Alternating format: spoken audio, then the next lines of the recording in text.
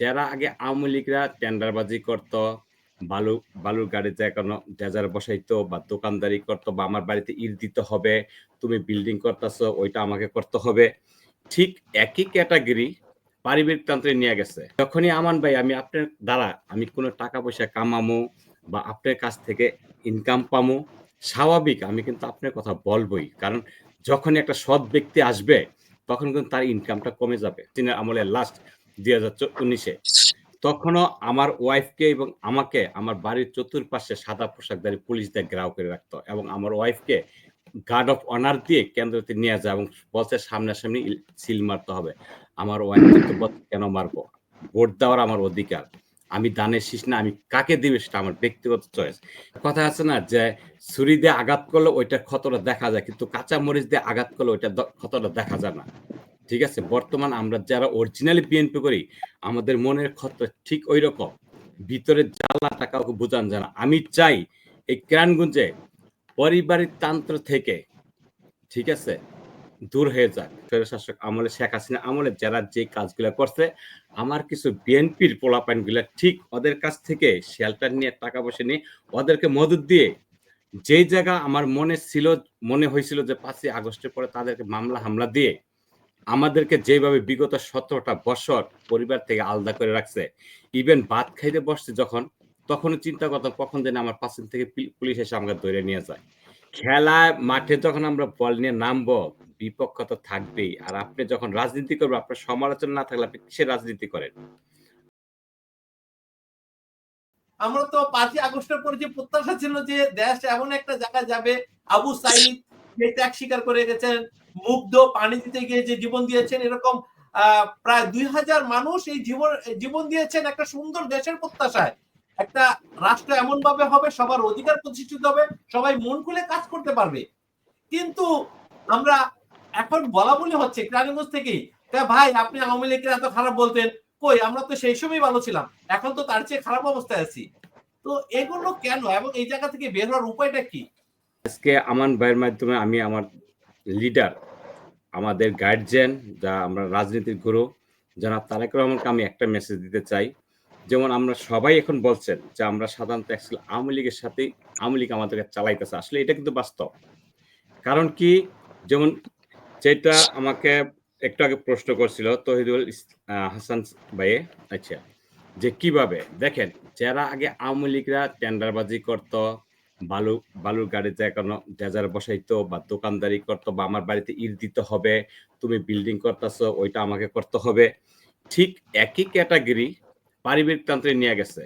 যে আমার ছোট ভাই করতো, এখন তারা কি করছে ওই বিগত স্বৈরশাসক আমলে শেখ হাসিনা আমলে যারা যে কাজগুলা করছে, আমার কিছু বিএনপির পোলাপাইনগুলা ঠিক ওদের কাছ থেকে শেল্টার নিয়ে টাকা পয়সা নিয়ে ওদেরকে মদত দিয়ে যেই জায়গা আমার মনে হয়েছিল যে 5ই আগস্টের পরে তাদেরকে মামলা হামলা দিয়ে আমাদেরকে যেভাবে বিগত 17টা বছর পরিবার থেকে আলাদা করে রাখছে, ইভেন ভাত খাইতে বসছে যখন, তখনও চিন্তা করতাম কখন যেন আমার পাশের থেকে পুলিশ এসে আমাকে ধরে নিয়ে যায়।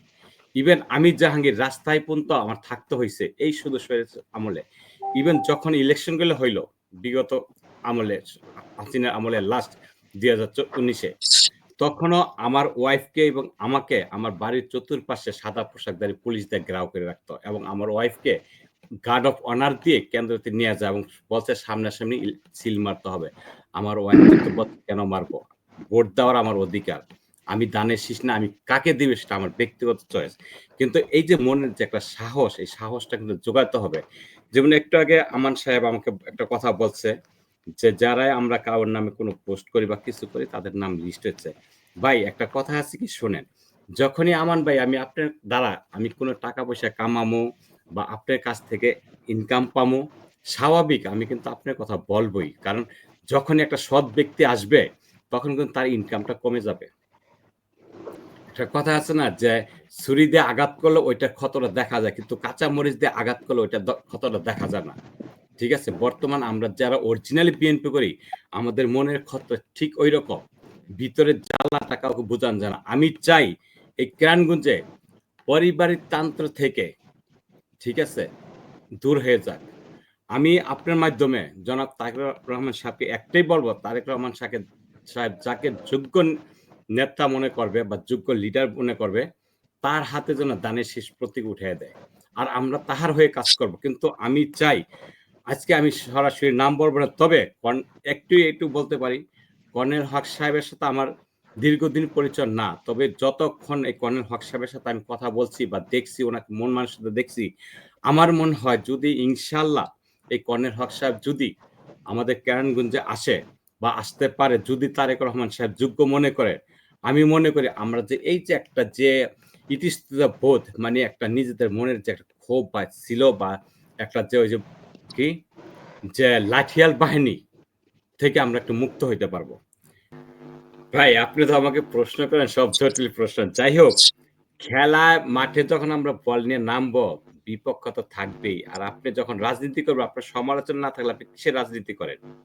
আমি যখন কোনো যোগ্য ব্যক্তির নামে আমি একটা সোশ্যাল মিডিয়া পোস্ট করব, কারোর কাছে আমি তাকে প্রচারণা শুরু করব, আমার এটা হুমকি-দুমকি মানতেই হবে। এটা বলতে হবে।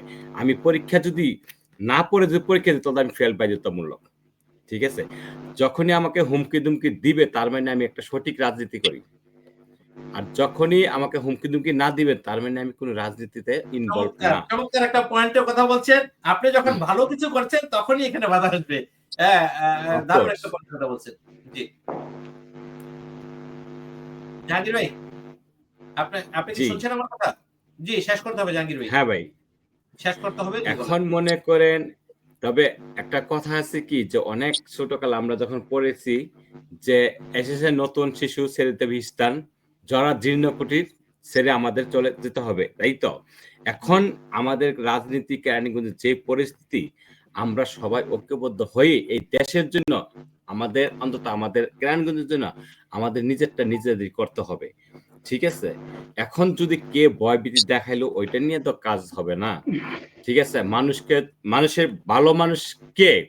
তার প্রচারণাটা কি? আমি তো শুধু আপনাকে এখনো বলি, আগে বলি। দল যাকে যোগ্য প্রার্থী মনে করে, তাকে নমিশন দিবে। একটা কলা গাছকে কেউ যদি বলে যে, "আমি ওকে দানের প্রতীক হাতে দিলাম।" আমরা তার হয়ে কাজ করব। আমি ব্যক্তিগত কারোর কর্মচারী না। আমি জাহাঙ্গীর ব্যক্তিগত কারোর কর্মচারী না। কে আমাকে হুমকি দিল, কে ধুমকি দিল, সরি, আই ডোন্ট কেয়ার।